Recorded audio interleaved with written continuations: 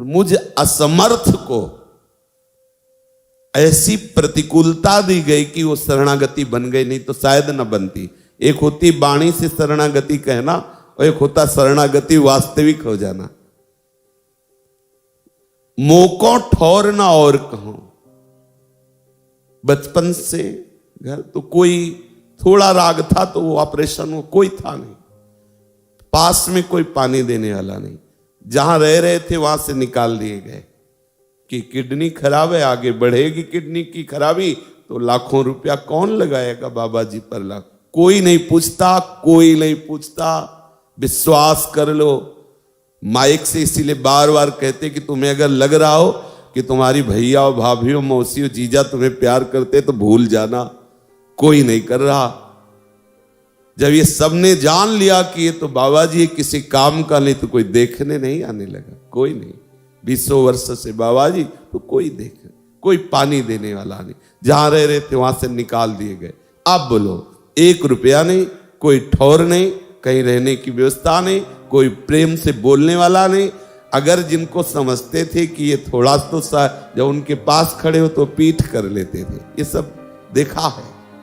तब क्या हुआ, बचा खुचा अहंकार था सब मिटिया मेट हो गया। अब लगा कि असलियत से हुआ कि लाडली अब आपके सिवा कोई नहीं। ये जो आप देख रहे हो ना, ये केवल गोरे चरण अरविंद का प्रताप है। मांगने से भी कोई 100 रुपया नहीं देता, आप ये मत समझ। यहां किसी से कभी कहा नहीं जाता। इस शरीर का जब ये रोग बढ़ा, अल्ट्रासाउंड कराने के लिए बात आई तो 250 रुपया उस समय लगते थे। एक संत ले गए एक संत के पास ही, बोले संत सेवा करते हैं, आपके अल्ट्रासाउंड के लिए 250 रुपया दे देंगे। गए तुम, जैसे किसी मुजरिम से बात की जाती है ना, कोई ऑफिसर बात करता है, दिखाइए कागज दिखाइए, कहां कैसे क्या सही में खराब है, सही में अल्ट्रासाउंड कराना है, कर रहने दीजिए। वो संत थे, उन्होंने कहा ये वैष्णव है, संत है, कोई धोखे के लिए थोड़ी कह रहे हैं हम आपके पास आए, तो आप कह रहे हैं तो हम कर रहने दीजिए, तो रख लीजिए। फिर बलराम ने करवाया, तो बलराम ब्रजवासी सब देखा है, यही देखा है। ये जो आप देख रहे हो ना, ये केवल स्वामिनी के महल की कृपा है, स्वामिनी के महल की, उनकी मौज आ गई। वो ऐसे अगर ठौर कहीं है तो भागना पड़ता। जानते हो मन ने क्या निश्चय किया, अब मरना है, बस इसी रज में मरना है। सत्य कहते रात्रि में जब शयन करना होता तो अब हमें तो पता नहीं था, चूंकि ज्यादा पढ़े लिखे नहीं थे, तो लगा कि किडनी खराब को मतलब कभी भी मर सकते हैं। डॉक्टर ने कहा था कि आप 5 साल में मर जाओ, तो हम कहा कभी भी मर सकते हैं।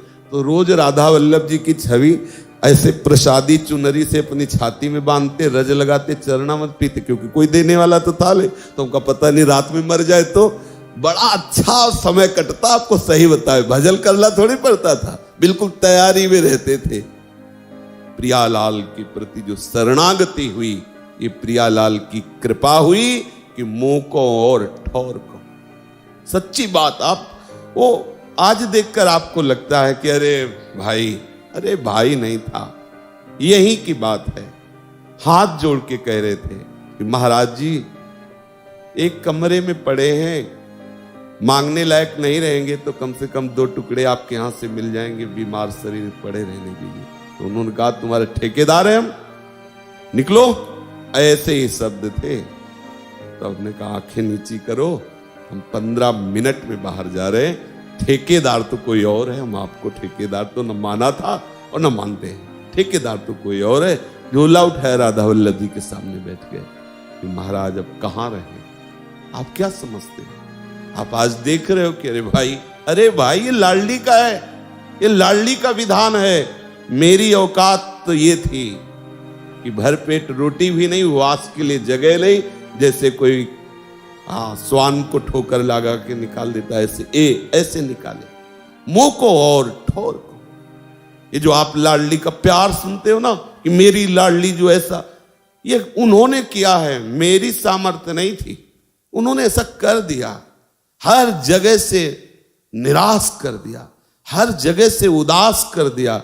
तब एक जगह बची, गोरे चरणारविंद, लाडली लाडली।